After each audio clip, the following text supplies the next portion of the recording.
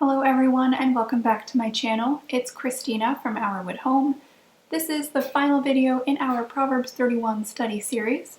I hope that you've enjoyed the series so far and were able to learn a few things as we went along and looked into a bit more about what these verses mean for us as modern day Christian women.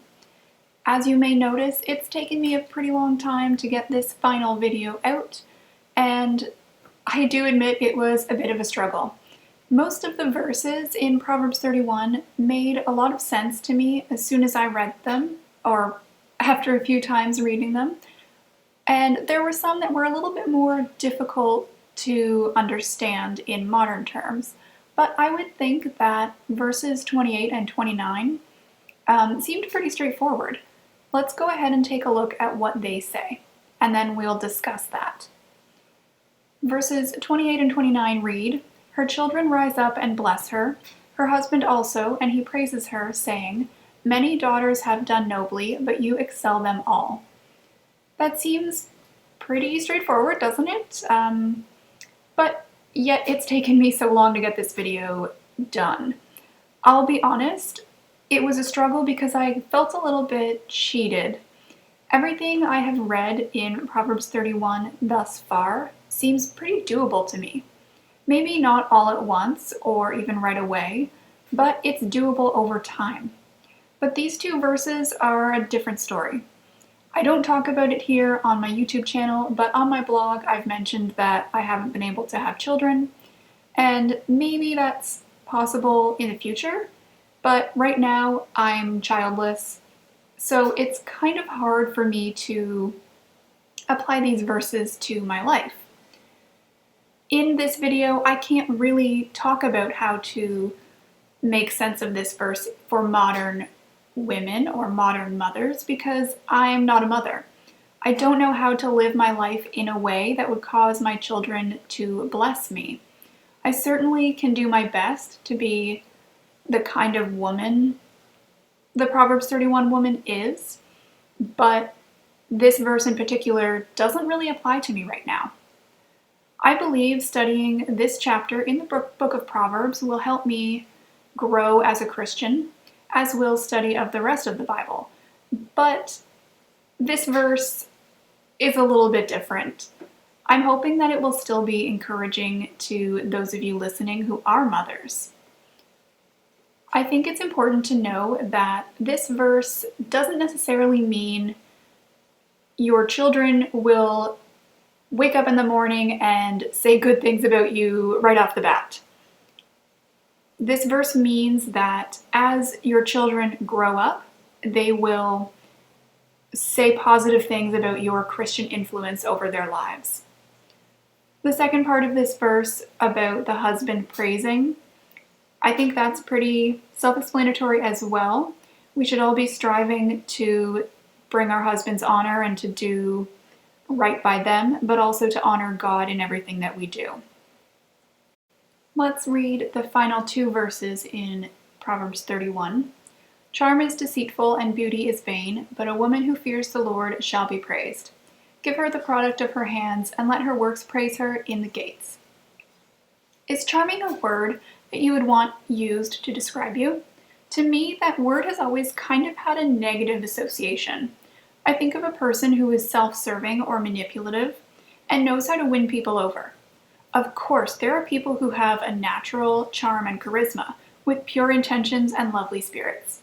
I found 4 passages of scriptures that talk about charm in a negative way, which I'll have here up on the screen now, and you can take a look at those later. And there's only one in Song of Solomon that uses charm in a positive way. I'm sure most of us would agree that the word used in this verse is not a positive one. After all, it says that charm is deceptive. Now let's talk about beauty being fleeting. Whether we like it or not, our outward appearance changes over time. I wouldn't want anyone to think that aging lessens a woman's beauty because that's not true. Let's look to Isaiah 40, verses 6 to 7 for some possible context to this part of Proverbs. It reads, "All flesh is grass, and all its loveliness is like the flower of the field. The grass withers, the flower fades, when the breath of the Lord blows upon it, surely the people are grass. Here we read that we aren't going to live forever and will eventually die, which is something we all know. While this scripture in Isaiah seems like an obvious piece of knowledge, it's worth reading as a reminder that our time on earth is limited. While we are here, we should be more focused on our spiritual growth than our outward appearance. We can reference 1 Peter chapter 3, verses 2 to 5 for what we can focus on instead of just focusing on our looks. It's worth noting that this passage of scripture does not tell us to put zero effort into our looks, but it does emphasize that it should not be more important than our inner spirit. Now let's talk about what it means to fear the Lord. Are we supposed to be afraid of him and his wrath? Personally, I've always understood this term to mean that we should have a holy respect for God and a desire to live a life that is pleasing to him. Receiving praise for our good works or our relationship with God is not something we should necessarily strive for. In Galatians chapter 1, verse 10, we read, "For am I now seeking the favor of men or God? Or am I striving to please men? If I was still trying to please men, I would not be a bondservant of Christ." The word men here, or man, doesn't necessarily mean males, the opposite gender. It just means people in general. We know that the Proverbs 31 woman has children, so I think that she would be praised in a subtle way because she raises up young people who choose to follow God. Her influence over her family is powerful, and she does all she can to model Christ-like behavior to them. That is how she's praised. Not with accolades or recognition, not with a special ceremony at church, or a photo tribute to post on social media. She is praised in the legacy of faith she imparts onto her children and future generations, and I just love that. It is my greatest goal in life to have a family tree rooted in deep faith in the Lord and desire to serve him. I may not have children now, I might not have children ever, but that doesn't mean this verse can't apply to me. I can still be a light for Christ in my family and my friend relationships. I have been blogging and YouTubing for a while now, so I hope that I can encourage other women to strengthen their personal connection with God through the things that I post. I don't necessarily want to be told how great I am. I want to point others to how great God is.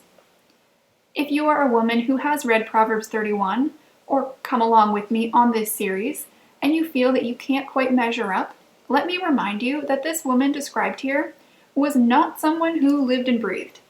The description was written as sort of a checklist for what a man should look for in a wife. Nowhere does it say the Proverbs 31 woman would do all these things. Looking for flax and wool, working with her hands, bringing food from afar, rising at night, buying a field, planting crops, helping the needy, and so on. She didn't do all this in one day, 1 week, or even the year. This would be a way of life, not just a daily to-do list. If you go back and listen to the other parts of this video series, you will see that the focus is not so much on the tasks the Proverbs 31 woman did, but the attitude or the reason behind them.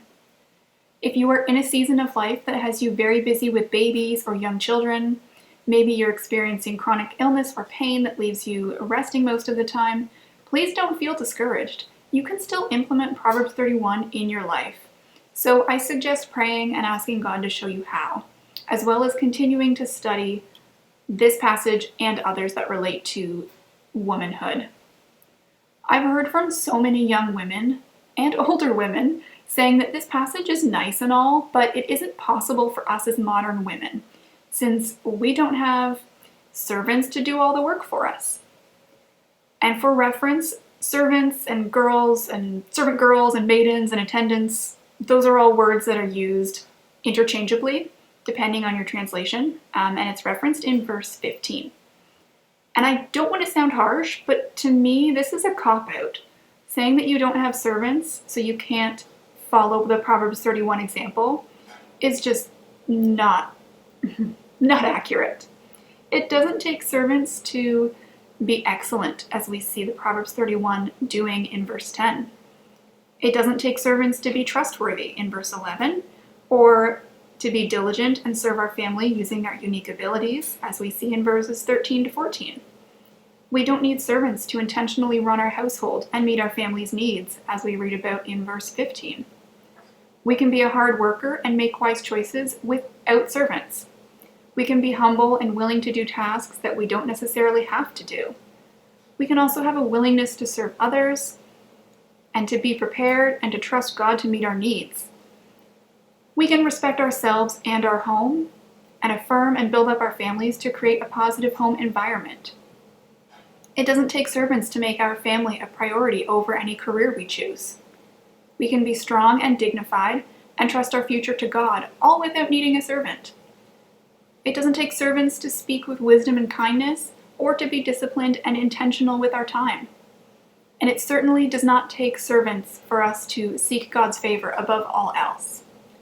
If we look at the Proverbs 31 woman at face value, if we read these words as just words on a page, it might feel like it's impossible to measure up. We might feel we need to do all the things at once, but this should not discourage us from studying these verses to see what we can learn. I do not think God included these verses in the Holy Bible for us to read and think, that's a nice story. I believe there is so much wisdom here. I hope that my video series on Proverbs 31 has encouraged you to dig deeper into Scripture and see what you can personally learn from it, and that you will prayerfully consider how to apply what you read to your life. Again, thank you so much for coming along with me as I dove into Proverbs 31 and figured out how it can apply to us as modern Christian women. If you enjoyed this final video or the rest of the series, please let me know in the comments. I am planning to release a much longer video with the entire series clips all strung together so that you could listen to it all at once if that's what you chose. Again, thank you for coming along with me. Thank you for watching this video. I hope that you have a great rest of your day.